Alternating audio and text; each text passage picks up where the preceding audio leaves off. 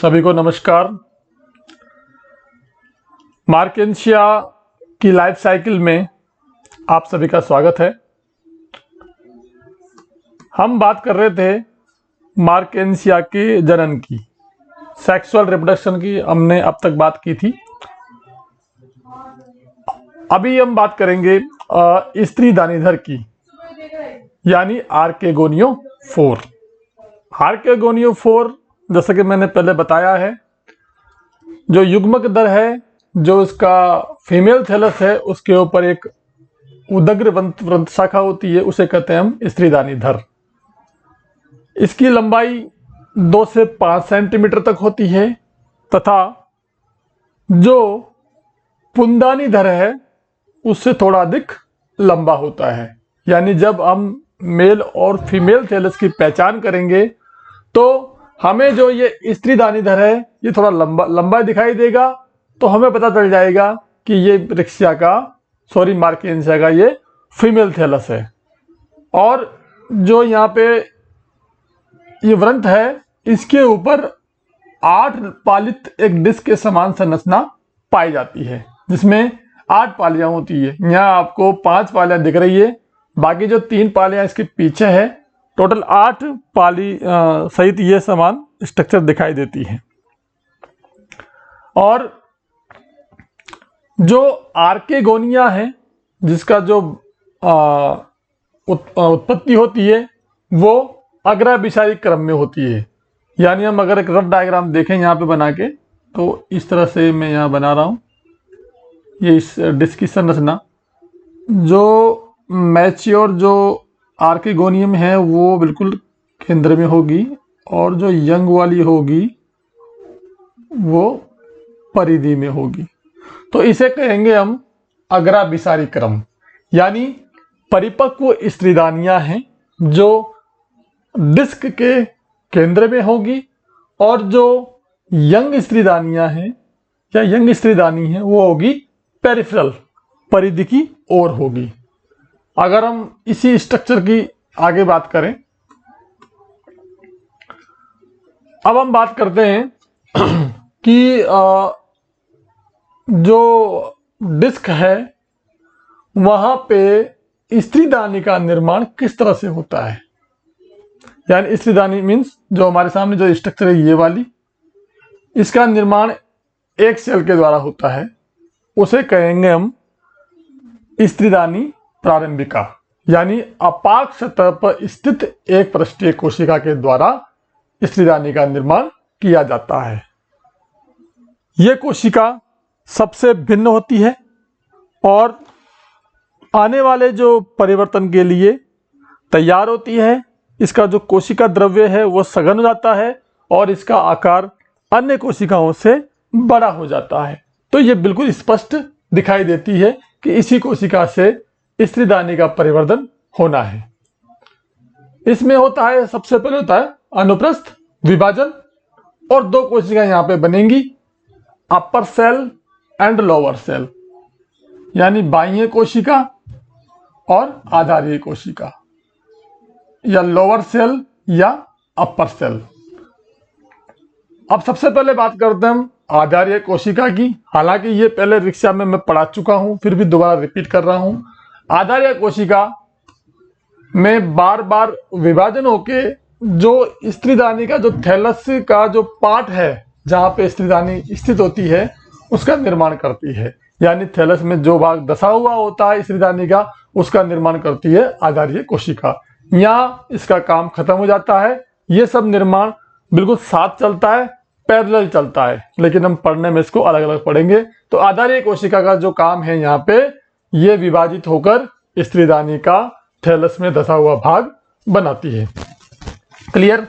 जो अब हमारे पास बचती है बाह्य कोशिका, आउटर सेल या अपर सेल, इसे कहते हैं हम स्त्रीदानी मात्र कोशिका, आर्केगोनियल मदर सेल। इस कोशिका में होते हैं 3 उदग्र विभाजन। यानी यहाँ पे हम देख सकते हैं, ये आर्केगोनियल इनिशियल सेल है, ये देखो यहाँ पे मैं चला रहा हूँ, इसके दो कोशिकाएं बनी, आउटर सेल और बेसल सेल। अब जो सेल है बेसल, उसका तो निर्माण हो ही गया यहाँ पे, जो थैलस का जो धसा हुआ पार्ट। आउटर सेल में उसका हमने नाम दिया स्त्रीदानी मात्र कोशिका। इसमें हुए 3 विभाजन, और 3 विभाजन जो उदग्र परिच्छेद विभाजन है इनके द्वारा निर्माण होता है। एक तो 3 परिधीय कोशिकाओं का, और एक बनती है इसमें 3 परिधीय कोशिकाएं। पहले बात कर लेते हैं, बाद में उसके बारे में बात करेंगे। तो जो 3 परिधीय कोशिका का निर्माण यहाँ पर होता है, ये देखिए यहाँ पे मैंने बता रखा है, ये वाला 3 परिधीय कोशिकाएं बनती है। अब इन कोशिकाओं में, यानी प्रत्येक कोशिका में होता है उदग्र विभाजन। तो कुल मिला के हमारे पास 6 कोशिकाएं बन जाती है। ये देखिए यहाँ पे एक कोशिका से यहाँ पे 2 कोशिकाएं बन गई, ये 6 हो गई। यहाँ पे 1 2 3 4 5 6, यानी 6 कोशिकाओं का निर्माण यहाँ पे हो चुका है। इन्हें हम कहेंगे जैकेट इनिशियल सेल, यानी जैकेट प्रारंभिक कोशिकाएं। क्लियर? यानी एक कोशिका के चारों ओर 6 कोशिकाएं बन चुकी हैं। अब इन जो 6 कोशिकाओं में होता है अनुप्रस्थ विभाजन, यानी 6 कोशिकाओं के 2 सोपानों का निर्माण यहां पर होता है, यानी 6 कोशिकाएं ऊपर और 6 कोशिकाएं नीचे। अब हम बात करते हैं जो नीचे की 6 कोशिकाएं हैं, उन्हें हम कहते हैं अंडदा प्रारंभिक कोशिकाएं। ये 6 कोशिकाएं हैं जिनको हम कहेंगे वेंटर इनिशियल सेल्स अंग्रेजी में, हिंदी में कहेंगे अंडदा प्रारंभिक कोशिकाएं। इन कोशिकाओं में बार बार होता है एंटिक्लाइनल डिवीजन, पेरिक्लाइनल डिवीजन। ग्रीवा के चारों ओर बंदे मोटे जैकेट का निर्माण होता है, और ये 6 से अधिक कोशिकीय लंबा एक मोटा यहाँ पे वेंटर बनता है, जो दिखाया गया है यहाँ पे। नीचे वाला जो पार्ट है, इसका जो बाहरी भाग है ये वाला, ये है वेंटर पार्ट। इसका निर्माण होता है यहाँ पे अंडदा जो कोशिकाएं हैं उनसे निर्माण होता है। जो ऊपर की जो कोशिकाएं हैं वो है नेक इनिशियल सेल्स, यानी ग्रीवा प्रारंभिक कोशिकाएं। इन कोशिकाओं में जो बार बार डिवीजन होता है और एक जैकेट का निर्माण होता है, ये 10 या अधिक कोशिकाओं का बना होता है। यानी जो लंबी ग्रीवा है, जो यहां से यहां तक, ये 6 से लेकर 10 कोशिकाओं तक बनी होती है, और ये निर्माण करती है, ग्रीवा का निर्माण करती है। यानी जो स्त्रीदानी की हमारे पास अब 2 पार्ट बन चुके हैं, एक तो वेंटर पार्ट जो नीचे दिखाया गया है, और एक जो ऊपर का भाग है वो है ग्रीवा नेक, उसका निर्माण भी यहाँ पे हो चुका है। अब हम बात करते हैं, वहीं चलते हैं जहां से हम आए थे। 3 पेरिफेरल सेल्स के बीच में एक कोशिका यहां बनती है, उसे कहते हैं हम अक्षीय कोशिका,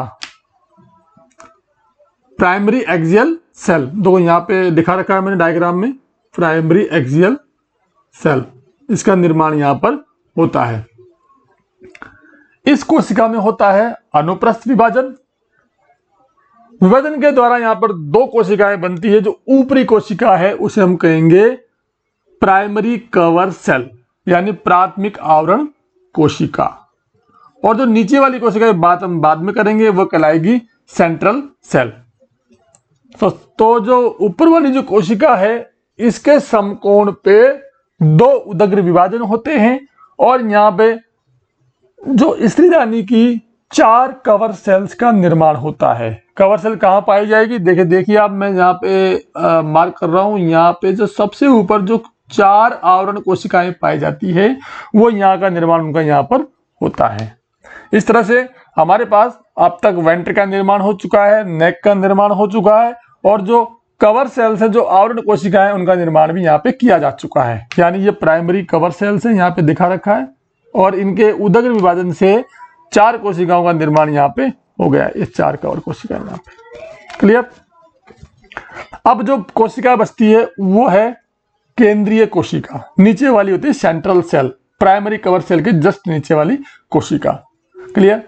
इस कोशिका में होता है अनुप्रस्थ विभाजन, और यहाँ पे जो ऊपरी वाली कोशिका है उसे हम कहेंगे प्राइमरी नेक कैनाल सेल्स, प्राथमिक ग्रीवानाल कोशिका।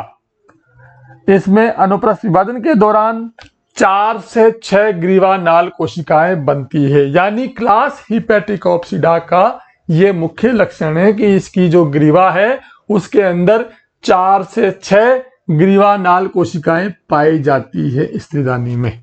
यानी ये नेक कैनाल सेल ये कहाँ होती है? ग्रीवा के अंदर। ये देखो दिखा रखे यहाँ पे, यहाँ से यहाँ तक जो कोशिकाएं हैं ये है नेक कैनाल सेल्स। इनका काम क्या है? इनका काम जब होता है फर्टिलाइजेशन तो ये विघटित होकर म्यूसिलेज के समान पदार्थ का निर्माण करती है जो कि एंथ्रोजोइड्स या पुमनों को आकर्षित करने का कार्य करता है। तो यहाँ पे 4 से 6 ग्रीवानाल कोशिकाओं का निर्माण होता है। अब हम बात करते हैं जो नीचे वाली कोशिका है उसे कहेंगे हम अंडदा कोशिका यानी वेंटर सेल। इसमें होता है अनुप्रस्थ विभाजन और इससे 2 कोशिका यहाँ पे बनती है, वेंटर कैनाल सेल यानी VCC और एग सेल यानी अंड कोशिका। अंड कोशिका का निर्माण यहाँ पे हो चुका है। यहाँ पे देखिए आप इस डायग्राम में, ये है यहाँ पे अंड कोशिका और यहाँ पे ये है वेंटर कैनाल सेल VCC। ये सभी कोशिकाएं निषेचन के समय विघटित हो जाती हैं। इस तरह से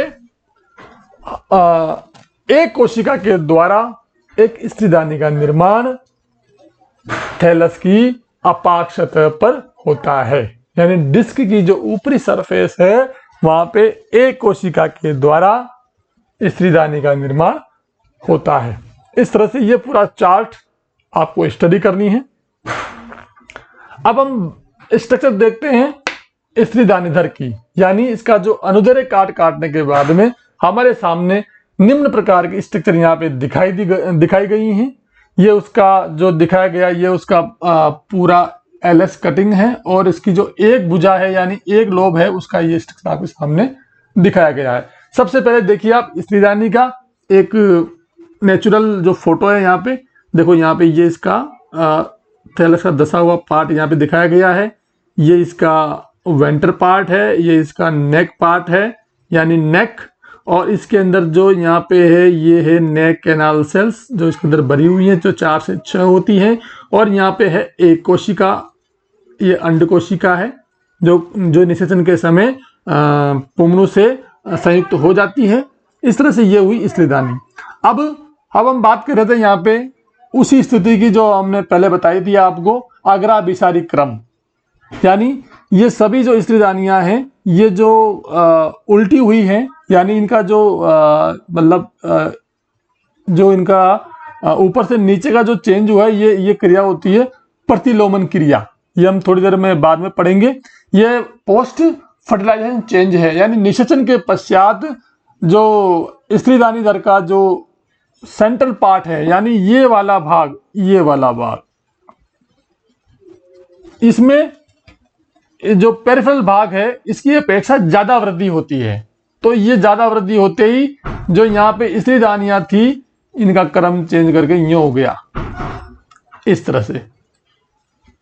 तो जो परिपक्व जो मैच्योर जो स्त्रीदानियां हैं वो क्रम इनका उल्टा हो जाता है और इस तरह से स्त्रीदानियां लटकी हुई दिखाई देती है भुजाओं में। तो अब हम बात करते हैं इसकी एक भुजा की बात करते हैं। थैलस की जो स्ट्रक्चर है इसमें वो सब जगह समान होगी, यानी वही फोटोसिंथेटिक फिलामेंट पाए जाएंगे, चैम्बर पाए जाएंगे यहाँ पर।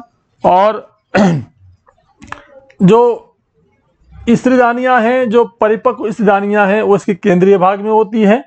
और इसके अलावा इसकी जो संरचना है 8 पालित संरचना होती है। स्त्रीदानी शीर्ष के 3 उत्तरोत्तर शीघ्र द्विभाजन से बनती है।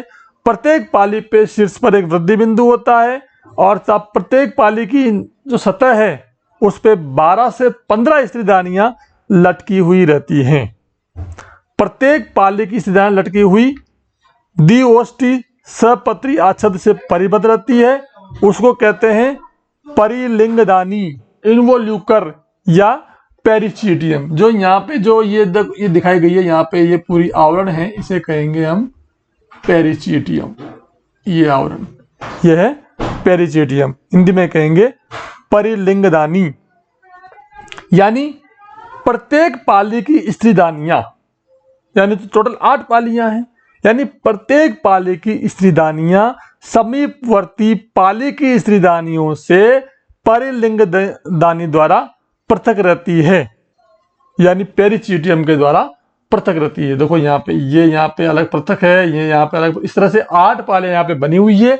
और जो स्त्रीदानियां हैं वो जितनी भी संख्या में है 12 से 15 है, वो सभी एक आवरण के द्वारा, जिसे हम कहते हैं परिचक्र, पेरिचिटियम या परिलिंगदानी के द्वारा अलग अलग पाली में आइसोलेट रहती हैं। तथा जो ये डिस्क है, इसकी जो अपाक सतह है, ये वाली सरफेस है, इस सरफेस से दीर्घ देखो लंबा है बिल्कुल, ये रहा, यहां से यहां तक हरी बेलनाकार नीचे की ओर लटकी हुई अतिवृत्तियां विकसित होती, इन्हें हम कहते हैं रेस, इन्हें हम कहते हैं रश्मियां या रेस। इन्हीं रश्मियों के कारण स्त्रीदानीधर छतरी के समान दिखाई देता है। क्लियर? यानी यहां यही बातें ध्यान देने योग्य है। ये इसका स्त्रीदानीधर का अनुदैर्घ्य काट है, इसके अंदर थैलस की समान संरचना है। हर पाली में 12 से 15 जो स्त्रीदानियां मौजूद हैं। जो गुच्छा स्त्रीदानियों का प्रत्येक पाली है वो पेरिचिटियम के द्वारा अलग अलग रहती हैं और यहाँ पे रेस डेवलप होती हैं। इस तरह से ये पूरी इसकी संरचना है। और यहाँ पे जो स्त्रीदानी है इसका परिवर्तन भी देखो यहाँ पे दिखाया गया है। ये 10, ये 11, यहाँ पे इसमें से फर्टिलाइजेशन होता दिखाई दे रहा है। यहाँ पे सारी कोशिकाएं विघटित हो गई हैं। इस तरह से ये संरचना आपके सामने है। अब हम बात करते हैं स्त्रीदानी किस प्रकार की होती हैं। डिस्क की सतह पर फ्लास्क के समान संरचना, छोटा बहुकोशिकीय वृंत्र, गोलाकार अंडदा, सक्रीण ग्रीवा, अंडदा के चारों ओर एक स्तरीय भित्ति जिसे हम कहेंगे कैलिप्ट्रा, वो बाद में आएगी, उसे हम कहेंगे कैलिप्ट्रा। ग्रीवा का निर्माण 6 उदग्र पंक्तियों में 4 से 8 तक ग्रीवानाल कोशिकाएं और मुख पर 4 आवरण कोशिकाएं पाई जाती हैं। इसके अलावा वेंट्र के चारों ओर कॉलर के समान आवरण कूट परिदुल पुंज भी पाया जाता है। इस तरह से हमने स्त्रीदानी की संरचना के बारे में जाना और इसके विकास के बारे में जाना। धन्यवाद। Thank you.